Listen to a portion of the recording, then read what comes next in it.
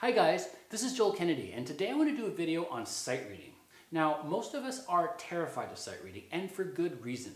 We don't know how to practice sight reading. Our teachers told us to go home, find music that we didn't know very well or never seen before, and just practice, doing the best that we can, without seeing it before, just do it over and over again, and eventually you'll get better at it.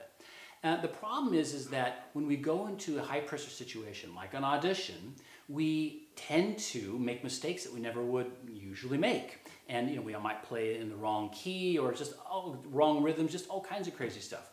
So, I've had a lot of different students over the years in a lot of different auditions, so I've developed a process that works very well. It's 3 simple, easy steps. And the steps are, you got 2 questions that you ask yourself. 1, what is in your foot? 2, what is in your hand? 3, rehearse. I'll explain. The first one, what is in your foot? Well, you look at your time signature and you want to know what is the beat that's in your foot. Everything is going to follow the beat that's in your foot. So it's very important that you know the value of the note that's in your foot. It'll either be a quarter note or an eighth note. So if you look at your key signature, you're just concerned with that bottom number. If it's anything other than an 8, you're going to have a quarter note in your foot. It could be 2-4, 3-4, 4-4, 5-4, 12-4. Even if it's 2-2, you're going to have a quarter note in your foot. Now, if it's an eighth note, well, then you're going to have an eighth note in your foot. It could be 2-8, 3-8, 4-8, 6-8, 9-8. Doesn't matter. 1,000,008. If you've got an 8 at the bottom, you're going to have an eighth note in your foot. Now, you can ask and answer that question in a half a second, so it's very easy to do. Second question is, what's in your hand? Now, this one requires a little bit more practice when you're at home. You want to know what the pattern is in your left hand for the key signature.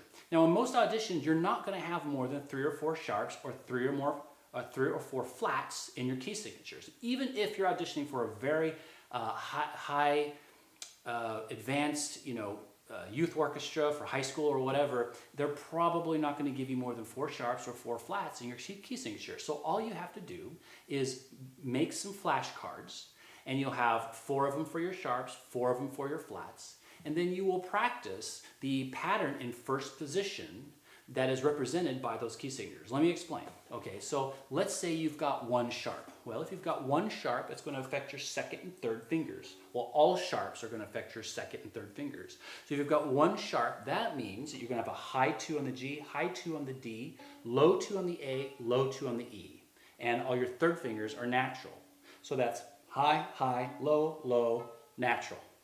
Now, let's say you have 2 sharps. Okay, now you're going to have high on the G, high 2 on the D, high 2 on the A, low 2 on the E, high third finger on the G. So high, high, high, low, high, natural, right? What about flats? Okay, if you have 1 flat, okay, then flats, generally affect your second, first, and fourth fingers.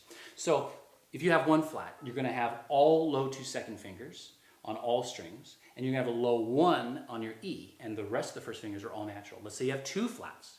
Now you're going to have all low 2 on all the strings, low 1 on the E, and low 1 on the A, and so on and so forth. So you just practice. It only takes you maybe 10 minutes of your practice session, if that, for a week or 2, and boy, by the end of that time, you will be an expert. You will look at that key signature, and your left hand will immediately know what pattern to form in first position.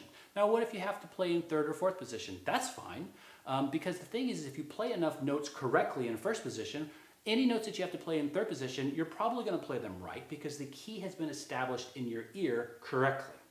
Okay? Now, the third thing is to rehearse. Now, you're not allowed to bow or finger the notes, but what you can do is do them in your mind. So what you want to do is tap the beat. Remember, that beat is very important. It's either a quarter note or an eighth note. You have that beat going in your big toe inside your shoe. You don't want to be smacking, you don't want to be smacking your toe while you're playing. It's best to just have your toe going up and down inside your shoe. And then you will, with your left hand, silently, rehearse the first 2 or 3 measures as many times as you can before they tell you to start, right? And remember to follow that foot, and you just rehearse those first 2 or 3 measures, and then they'll tell you to start, and you'll probably do pretty well.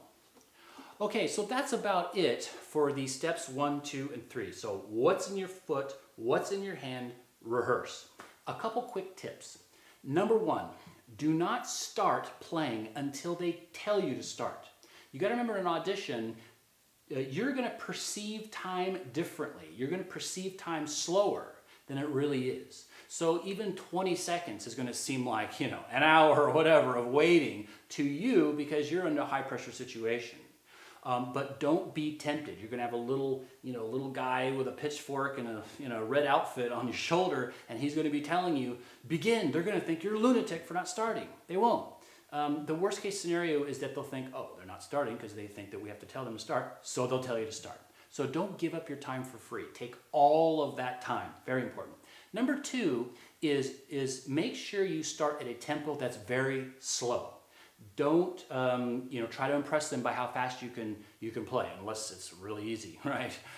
You want to pick a slow tempo to give yourself a margin of error so you have time to think.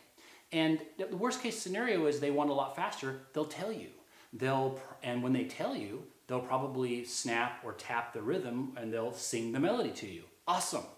If they do that, they've just given you, number 1, an extra chance to play this music. So now you're not sight reading anymore because you get to try it a second time. And number 2, because they're probably musicians, they're probably going to sing the rhythm and melody for you, which is awesome because there might be a melody or a note that you would have played wrong, but now you won't because they just sing it for you.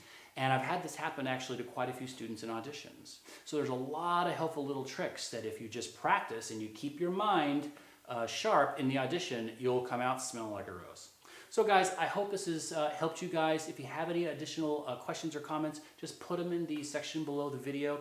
And don't forget to hit the subscribe button and also the alert button to be alerted when I post a new video. And of course, remember, here at Kennedy Violins, we're all players and teachers. So we're always happy to answer any kind of questions you have anytime. Thanks, guys.